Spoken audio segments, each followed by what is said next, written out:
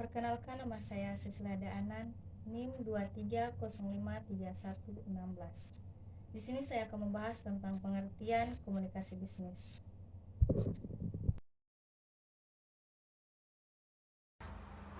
Pengertian komunikasi bisnis merupakan proses pertukaran informasi, ide, dan pesan antara individu atau kelompok dalam konteks bisnis. Tujuan komunikasi bisnis yaitu mempengaruhi opini, tindakan, dan mencapai hasil bisnis yang diinginkan. Komunikasi bisnis tidak hanya melibatkan karyawan dalam perusahaan, tetapi pihak lainnya pula seperti pelanggan, rekan bisnis, pemasok, dan pihak pemerintah. Tujuan komunikasi bisnis ada 4 tujuan umum dalam unsur komunikasi bisnis dalam perusahaan, yaitu penyampaian informasi, persuasi, kolaborasi, dan integrasi. Berikut penjelasan lengkapnya. Yang pertama, menyampaikan informasi. Setiap jenis komunikasi bertujuan untuk menyampaikan informasi kepada pihak lain dalam komunikasi bisnis. Informasi yang disampaikan berkaitan dengan kondisi bisnis seperti operasional, manajerial, keuangan, atau pemasaran. Perusahaan perlu menggunakan media yang tepat dan sesuai kemampuan internal perusahaan agar informasi tersampaikan secara efektif. Yang kedua, melakukan persuasi. Komunikasi bisnis juga bertujuan untuk persuasi atau mengajak pihak lain agar bisa melakukan pesan yang disampaikan. Tujuan ini biasanya diterapkan dalam aktivitas negosiasi antara dua belah pihak yang terlibat baik secara internal maupun eksternal.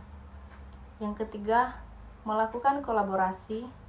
Komunikasi bisnis juga berguna untuk meningkatkan kolaborasi atau kerja sama bisnis antara seorang karyawan dan karyawan lain maupun pihak eksternal.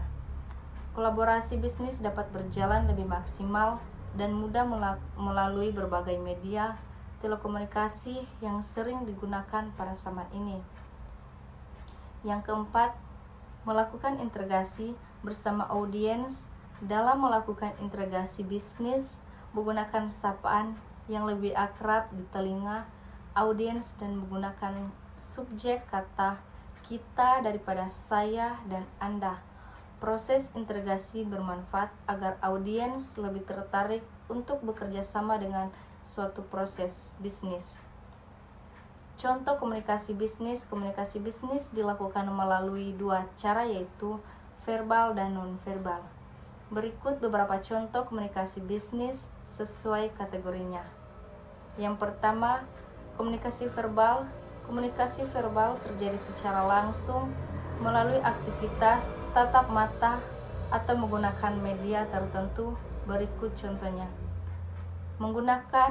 Mengirimkan surat keputusan kepada karyawan, mengirimkan surat penawaran kerjasama dengan perusahaan lain, membicarakan masalah keuangan perusahaan dalam rapat, mempresentasikan ide kepada investor.